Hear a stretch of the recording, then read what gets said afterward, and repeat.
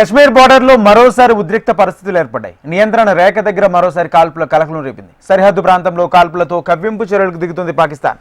వెంటనే అప్రమత్తమైన భారత్ ప్రతి దాడులు చేస్తూ కౌంటర్ అటాక్ ప్రారంభించింది. దీంతో స్వల్ప ఉద్రిక్తత నెలకొంది.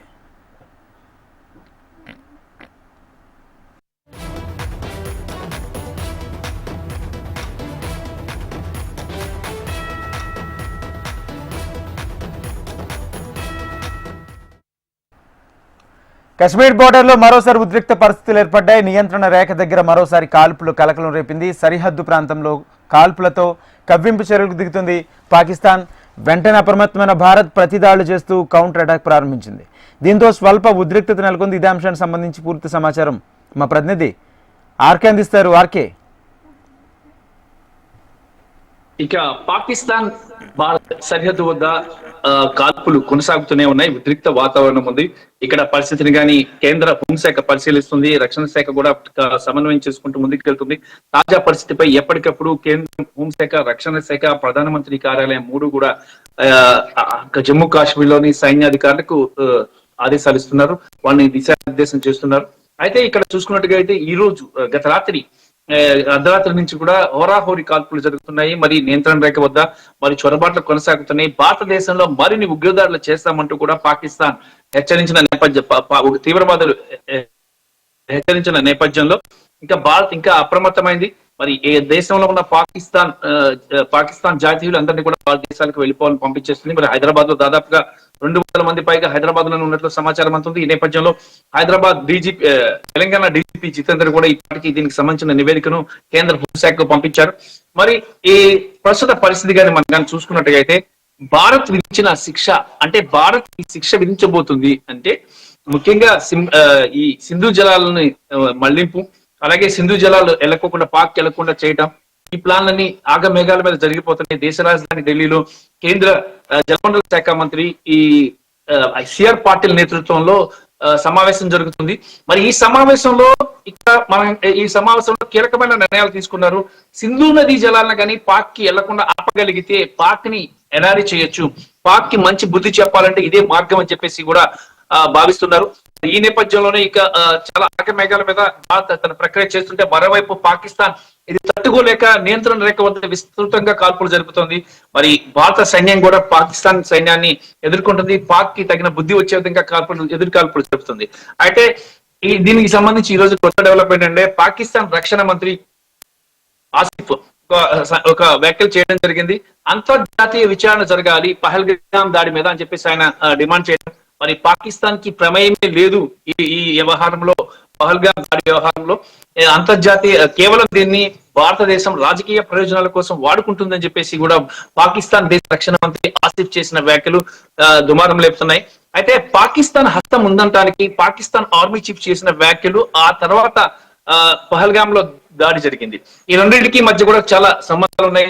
దాంతో పాటు ఇక తాహూర్ అన్నది తీసుకొచ్చినప్పుడే ఈ అంశానికి సంబంధించి పాకిస్తాన్ లో చాలా చర్చలు జరిగాయి.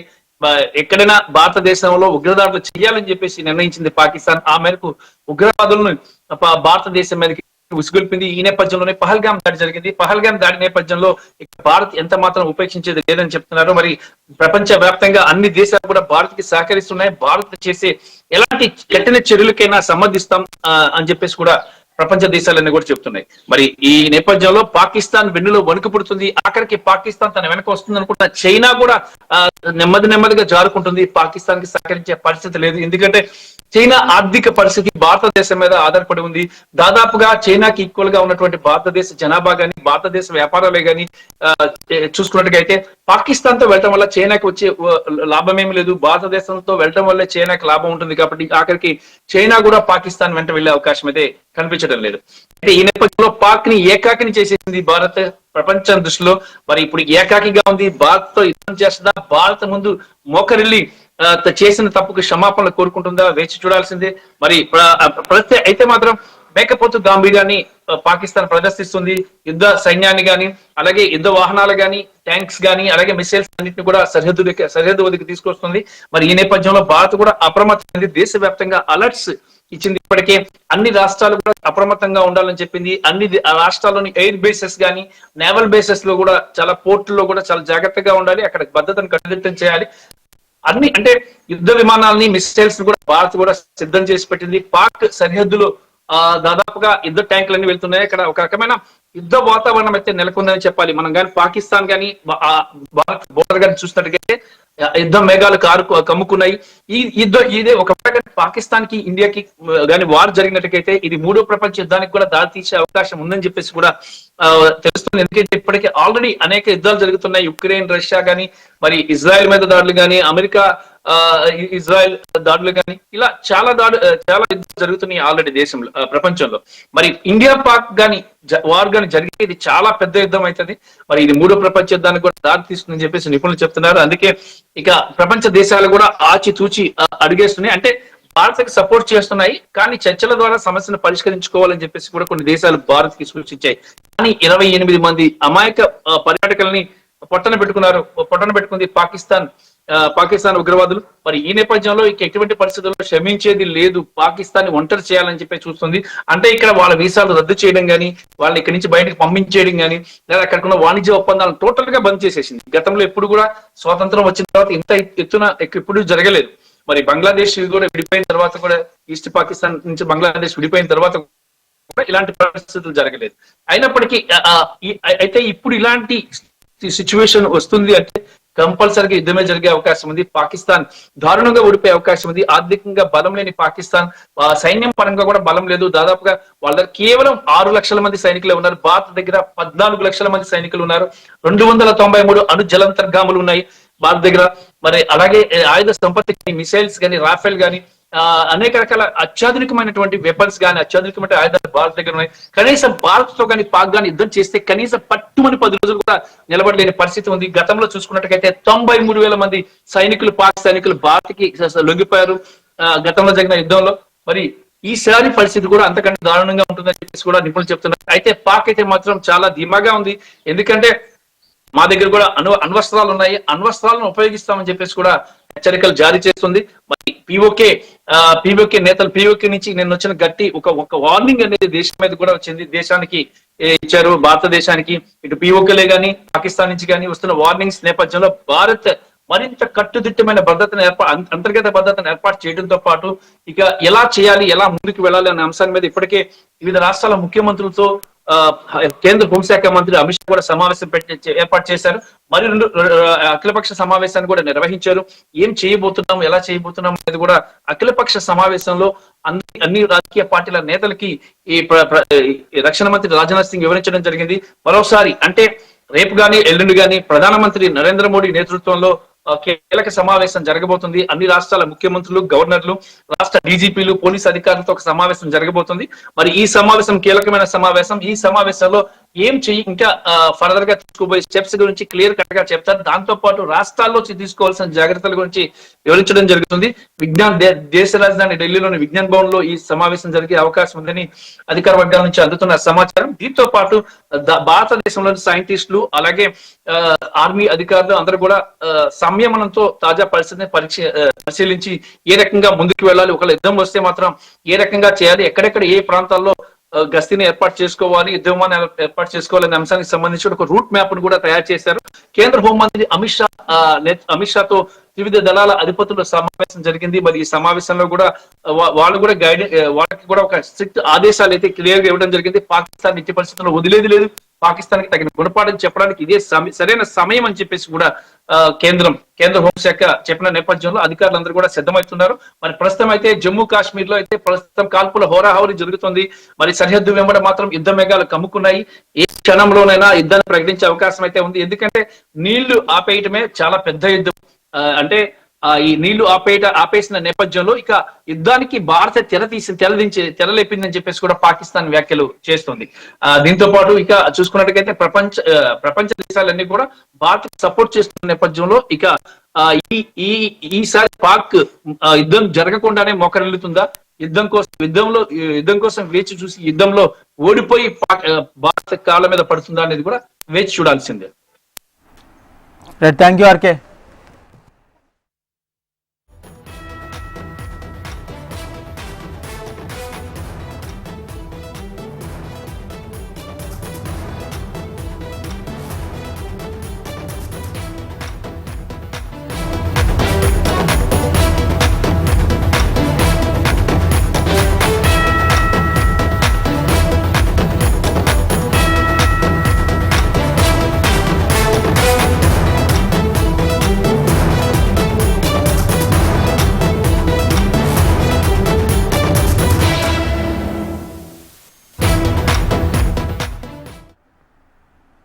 ఆంధ్రప్రదేశ్లో శ్రీడిష ఎలక్ట్రికల్స్ కంపెనీ భూముల కేటాయింపుపై హెచ్ఎంటీవీ ప్రసారం చేసిన వరుస కథనాలపై ప్రభుత్వం స్పందించింది. శ్రీడిష ఎలక్ట్రికల్స్ భూ కేటాయింపులపై తక్షణం నివేదిక ఇవ్వాలంటూ AP deputy CM Pawan Kalyan అధికారులను ఆదేశించారు. శ్రీడిష ఎలక్ట్రికల్స్ కంపెనీ కేటాయించిన భూములు శేషాచలం వైల్డ్ లైఫ్ ఫారెస్ట్ పరిధిలోని భూములు అక్రమంగా కేటాయించారంటూ హెచ్ఎంటీవీ వెలుగులోకి తీసుకొచ్చింది. తిరుపతిలోని శేషాచలం అడవులకు ఆనుకొని ఉన్న ఉపాధ్యాయ నగర్ గ్రౌండ్ వాల్ రోడ్ అడవి సరిహద్దు కంచెను శ్రీడిష ఎలక్ట్రికల్స్ నిర్వాహకులు ధ్వంసం చేశారు. కంచె ధ్వంసం కావడంతో వన్యప్రాణులు ఆహారం నీటి కోసం బయటకు వస్తూ ప్రాణాపాయానికి గురవుతున్నాయి. సమాచారం తెలుసుకున్న డిప్యూటీ సీఎం పవన్ కళ్యాణ్ స్పందించారు. అటవీ బయోటెక్నాలజీ రీసెర్చ్ సెంటర్ పరిధిలోని ఫెన్సింగ్ తగిన మరమ్మతులు చేయాలని అధికారులను ఆదేశించారు. దివ్యరామ క్షేత్రంలో జంగిల్ క్లియరెన్స్ సందర్భంగా చెట్ల నరికివేతపై ఆగ్రహం వ్యక్తం చేశారు. షిరిడి సాయి అక్రమాలపై సమగ్ర నివేదిక ఇవ్వాలని అధికారులను ఆదేశించారు పవన్ కళ్యాణ్. ఇదే అంశానికి సంబంధించి పూర్తి సమాచారం మా ఏపీ కోఆర్డినేటర్ రాజేష్ అందిస్తారు. రాజేష్,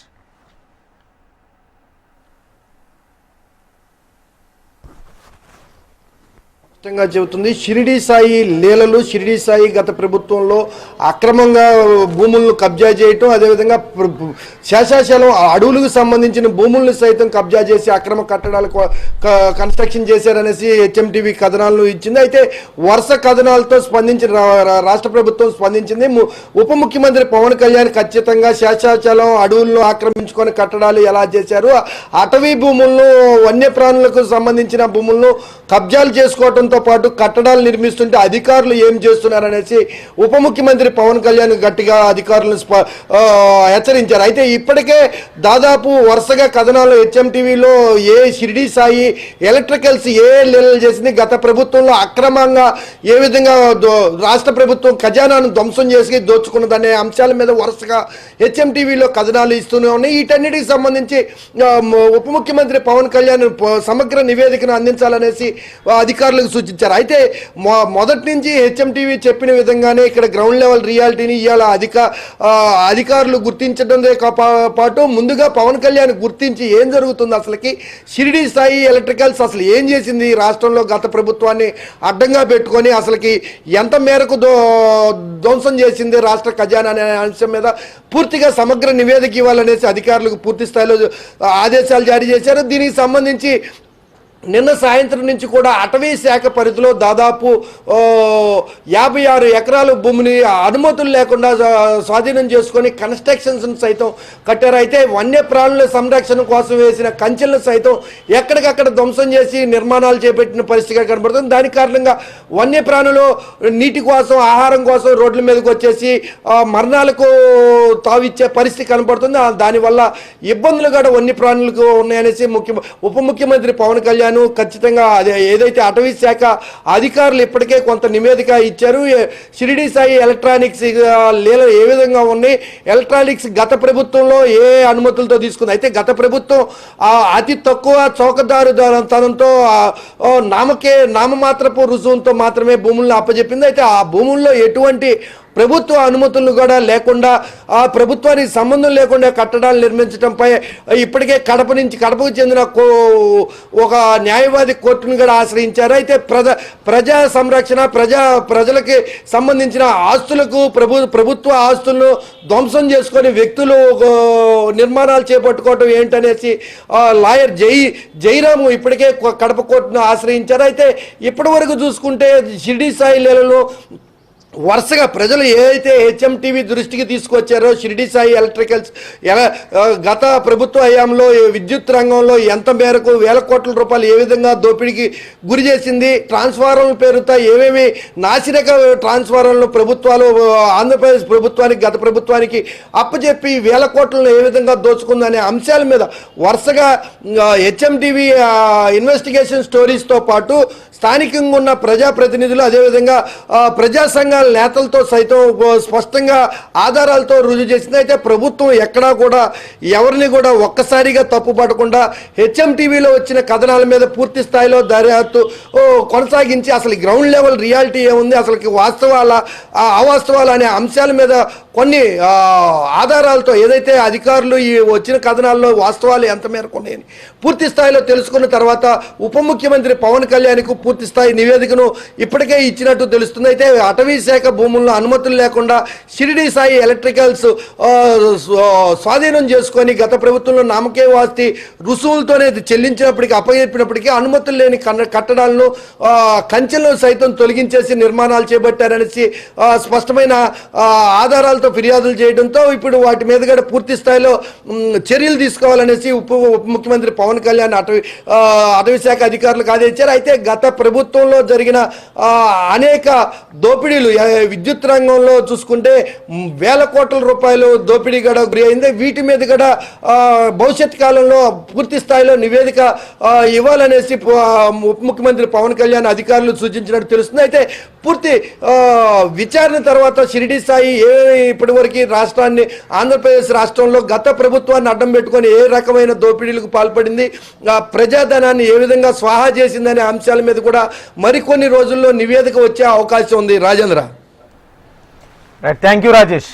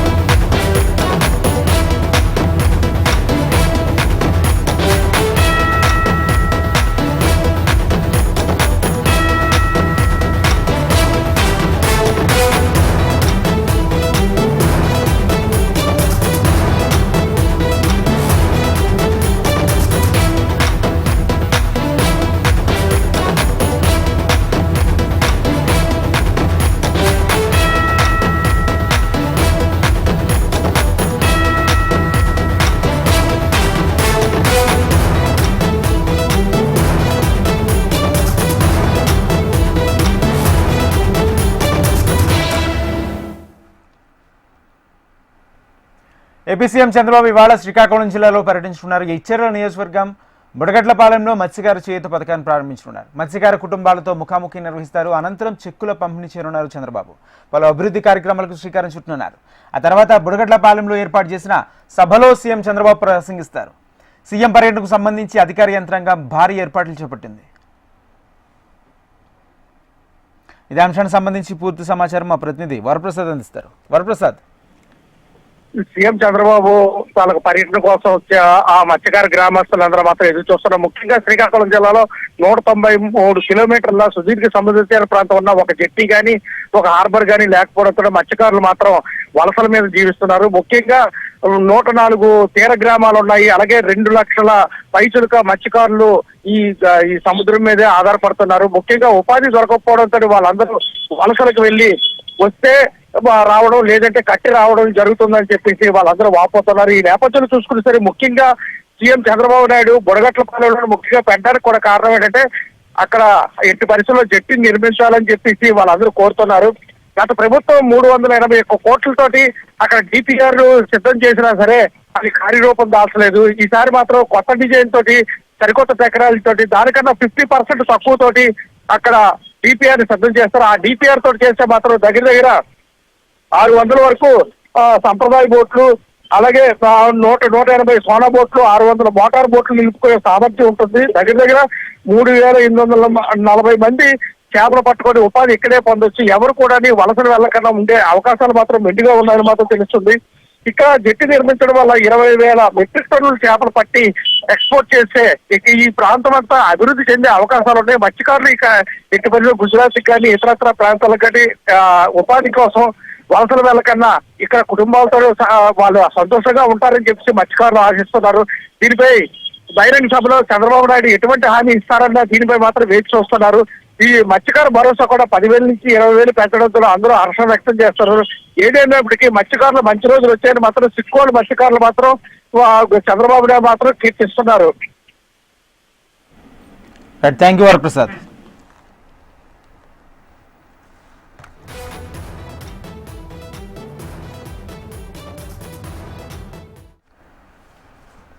ఇవి bulletin updates. Keep watching HM TV.